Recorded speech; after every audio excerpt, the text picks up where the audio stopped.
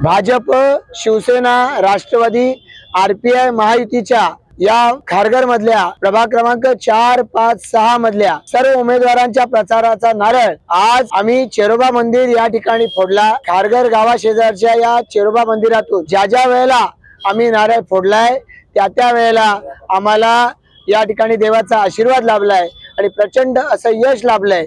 तसंच यश आमच्या महायुतीच्या सर्व उमेदवारांना या वेळेला लाभेल याची आम्हाला निश्चितच खारघर वासियांसाठी वेगवेगळ्या पद्धतीची केलेली कामं, या कामांच्या आधारे आम्ही लोकांपुढे जाणार आहोत।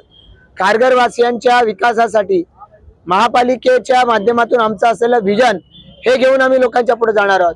आम्ही केंद्र सरकारनं काय केलं हे लोकांच्या पुढे घेऊन जाऊच, राज्य सरकार काय करतंय हेही घेऊन आम्ही लोकांपुढे जाऊ, पण त्याच बरोबरीनं आम्ही या सगळ्या परिसरातल्या लोकांच्यासाठी या महापालिकेनं काय केलं पाहिजे याचंही विजन डॉक्युमेंट घेऊन आम्ही लोकांच्या पुढे जाणार आहोत।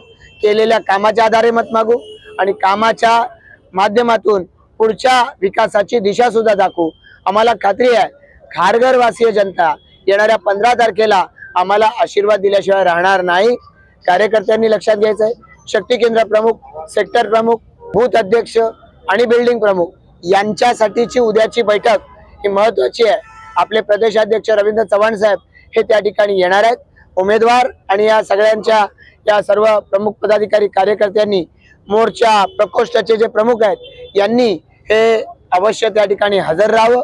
याचबरोबर माननीय मुख्यमंत्री महोदयांचाही कार्यक्रम आपल्याला 12 तारखेला या खारघर मध्ये मिळणार आहे, त्याची वेळ सुद्धा लवकरच आपण या ठिकाणी कळवू।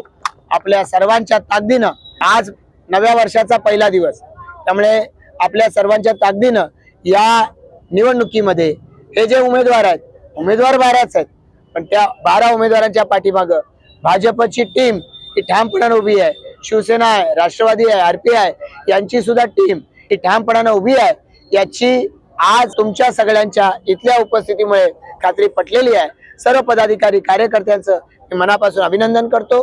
याच्यातल्या अनेकांना तिकीट पाहिजे होतं, अनेकांना लढायची इच्छा होती, पण पक्षासाठी, संघटनेसाठी मन मोठं करून तुम्ही सगळ्या जणांनी या उमेदवारीच्या रेस मधून माघार घेतली आणि मला अनेक चेहरे या ठिकाणी दिसत आहेत की ते आज प्रत्यक्ष या प्रचार फेरीच्या साठी सहभागी झाले। मी सगळ्यांचं या ठिकाणी मनापासून आभार मानतो, अभिनंदन करतो। खारघर वासियांना येणाऱ्या 15 तारखेला मतदान केंद्रापर्यंत घेऊन येईल, त्यासाठी आपण सगळेजण सज्ज होऊया इतकंच आवाहन सगळ्यांना करून थांबतो। धन्यवाद। जय हिंद, जय महाराष्ट्र।